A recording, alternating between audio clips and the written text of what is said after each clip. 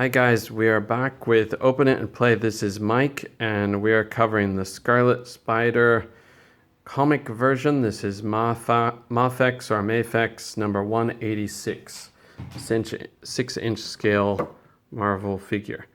Okay, if you don't know about Scarlet Spider, he is a clone of Peter Parker. He is one of the good ones. There are a lot of evil clones such as Kane and Spider-Side.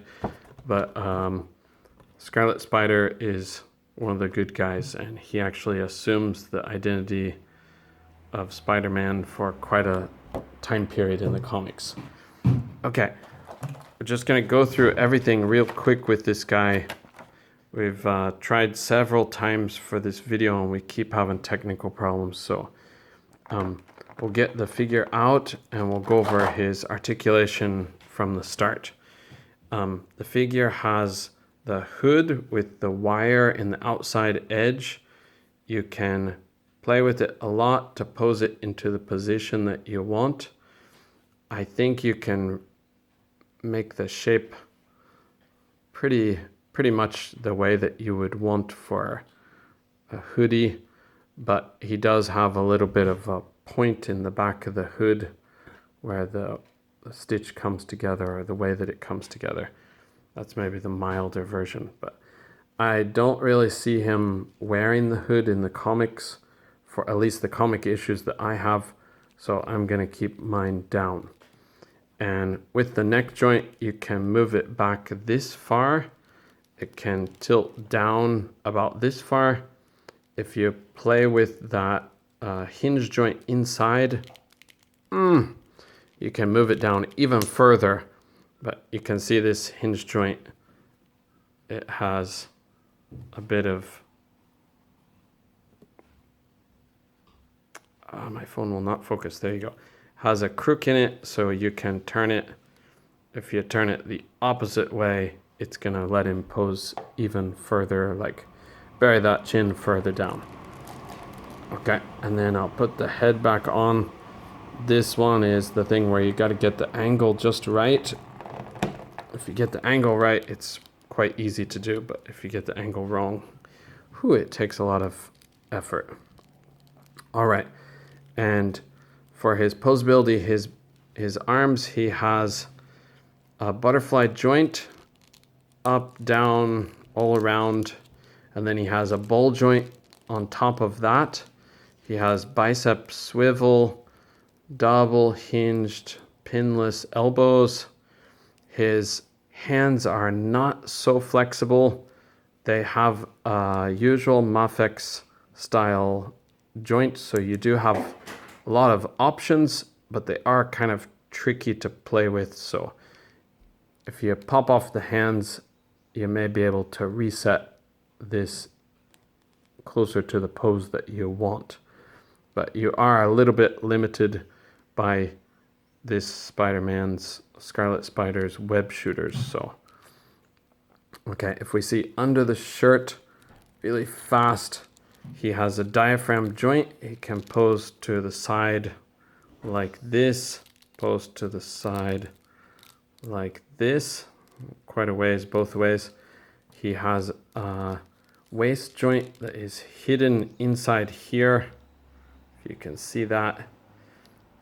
This is a soft plastic that does away with the trouble of the Marvel Legend version, where this is a hard plastic on hard plastic and they had to cut ridges in here. This is soft plastic, but it's not fabric, so, but it's not terrible on the Marvel Legend, but it is kind of a problem. Okay, and beyond the waist, he has drop down hips, so he can do pretty good pose for the splits. He has dark shading on the legs, but I don't know how well that shows up on camera, but he does have some black shading. There was some discussion in my other video, does he have shading? He does have shading, but it is kind of minimal, so it's pretty hard to pick up on. He has double hinged knees. I'm sorry, this is not focusing. double hinged knees that are pinless, and these pockets on the legs are part of the sculpt. You can't take them off. And the only drawback to the figure that I really see that is a problem for me is there's some paint missing. Sorry, it's so hard to focus on. There's some paint missing from the top of this ridge. Maybe you can see here. So from a distance, it looks fine. Head on, it looks fine. But up close, you can tell something is missing on the top here. So his feet have a hinge in the middle, and he has the usual Mafex ball joints here. So you can get him into some really crazy poses because of how many options he has for his joints. Not gonna put him into a falling down dead pose, but I'll see if I can get him into a really dynamic kind of crazy pose. How about that? Okay, let's move on to the accessories because of the time. He comes with the 2 alternate heads. This head over on the right is the one that I like, which is from the Planet of the Symbiotes story. And this one is similar to the head that he comes with, but it does have a little bit of a different shape on the eyes, and it does have a furrowed brow. So it looks a little more intense in one way. Okay, for the hands he has, oh, the stand is coming off, sorry. For the hands he has the splayed hands on the bottom, open, relaxed, thwipping. He has 2 which have holes in them, so you can pose him with the web that he comes with, and he has the splayed ones that come with the magnets on them. And his feet, he does come with the alternate feet with the magnets on those. So, okay. Unfortunately, he does not come with the Ben Reilly head. That's a bummer. Okay, and then he comes with a lot of web accessories, so this part is very good. He comes with a long straight rope, or a long straight web that does not attach to his wrist. It's just straight one to pull on. He has 2 matching longer webs that attach onto his wrist that are shooting, 2 shorter matching webs that attach to his wrists, 2 of these curled pulling webs, one on the bottom, one on the top here, and 2 90-degree angle webs.